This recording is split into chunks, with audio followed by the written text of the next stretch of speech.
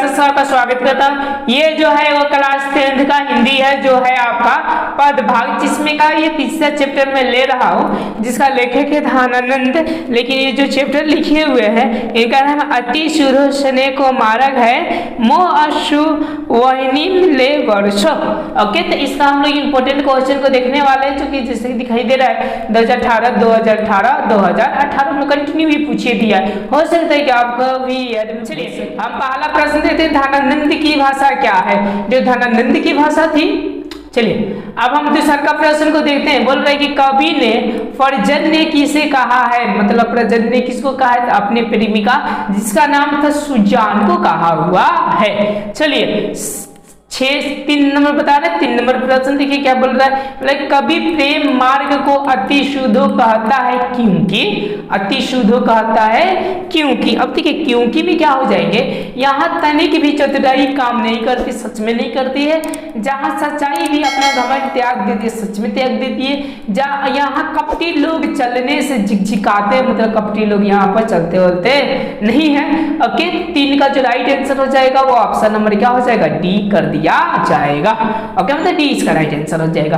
अब चलिए 4 नंबर प्रश्न को जो बोला जा रहा है, ये 4 नंबर बोल रहा है कि अति शुद्ध स्नेह को मार्ग है जहां नेको शयापन बाकी नहीं। यह पंक्ति किस कवि की है? मतलब ये जो पंक्ति है वो कौन सी कवि का है? तो ये याद है कि 2019 और 2021 में पूछा हुआ है।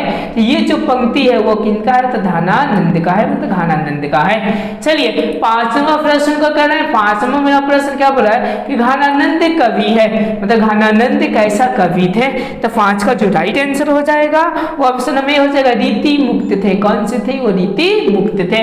चलिए 6 नंबर बोल रहे कि धनानंद ने किस मार्ग को अत्यंत सीधा व सरल कहा है? मतलब अत्यंत सीधा और क्या माने, सरल माने हैं। तो वो जो माने हैं आपका याद रखिएगा फ्रेम को, यानी फ्रेम एकदम सीधा और सरल मार्ग है। चलिए 7 नंबर हम लोग प्रश्न को देखते हैं। 7 नंबर मेरा प्रश्न क्या बोल रहा है कि मो आशु विनिधि लो वर्षे कौन कहते हैं?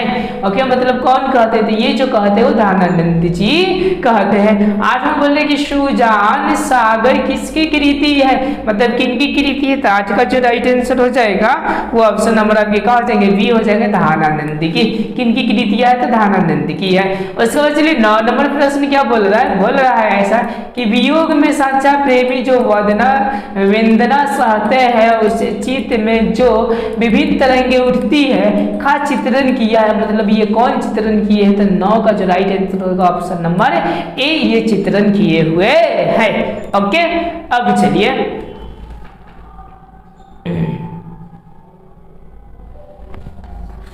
चलिए 10वां प्रश्न को क्या बोल रहा है? बोले कि धनानंद किसके द्वारा मारे गए? मतलब धनानंद जो मरे थे वो किसके द्वारा मरे थे? जो नादिर शाह के जो सैनिक थे ना, वो वही का करते गोली मार दे जिससे कि वो मरे गए। मतलब 10 का जो राइट आंसर हो जाएगा वो ऑप्शन नंबर क्या हो जाएगा, आपके सी हो जाएंगे। चलिए 11 नंबर बोले कि मीर मुंशी ने किस कवि का वध किया था? जो मीर मुंशी जो थे वो किस कवि का वध किए थे? तो ये जो आपका नादिर शाह के जो सैनिक उनका नाम था मीर मुंशी। वो जो कवि का जो वध किए थे जिसका नाम है धनानंद कवि का वध किए थे। ओके, जो 2021 में पूछा। चलिए 12 नंबर प्रश्न को देखते हैं। 12 नंबर बोले कि अति शुद्ध स्नेह को मार्ग है कि रचनाकार है, मतलब कि उसके रचनाकार कौन है? तो 12 का जो राइट आंसर हो जाएंगे वो ऑप्शन नंबर क्या हो जाएंगे, डी हो जाएंगे, रसखान जी है।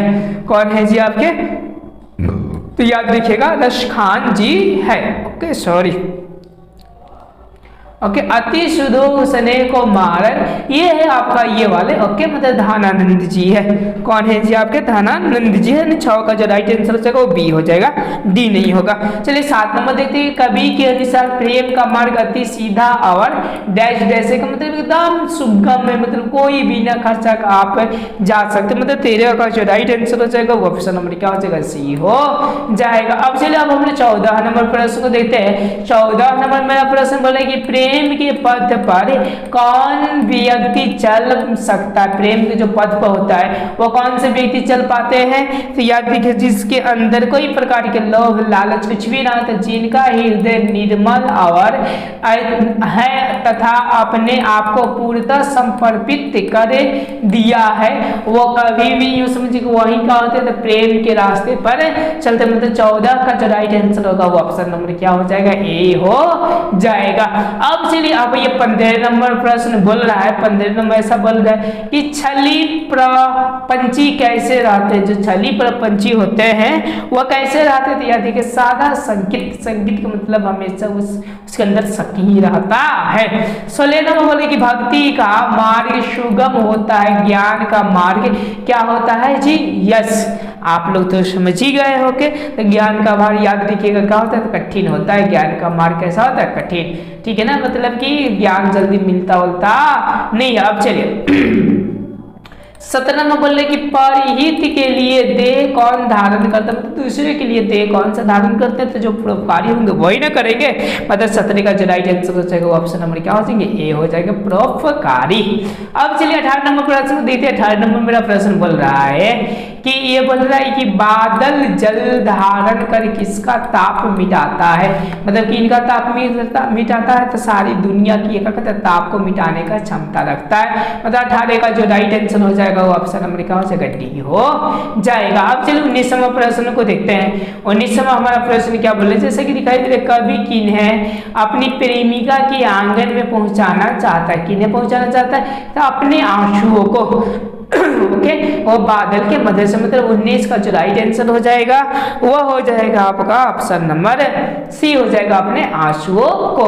अब चलिए 20वां प्रश्न क्या बोल रहा है? 20वां बोल रहा है कि कवि धनानंद किससे प्यार करता था? कवि धनानंद किससे प्यार करता था? अपनी प्रेमिका सुजान से वो क्या करता था? बहुत ही मतलब प्यार करता था। तो 20 का जो राइट आंसर हो गया वो ऑप्शन नंबर क्या हो गया? सी हो गया।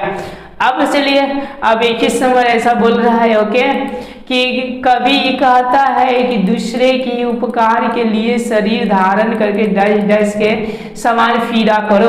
ओके, मतलब क्या करो? तो फीरा करो, मतलब किसके जैसा फीरा करो? तो वो बादल की तरह आप क्या करें? फीरा करो, मतलब कि जहां जरूरत है वहां पर क्या करो? पानी को गिराओ और उसको क्या करो? तर करो।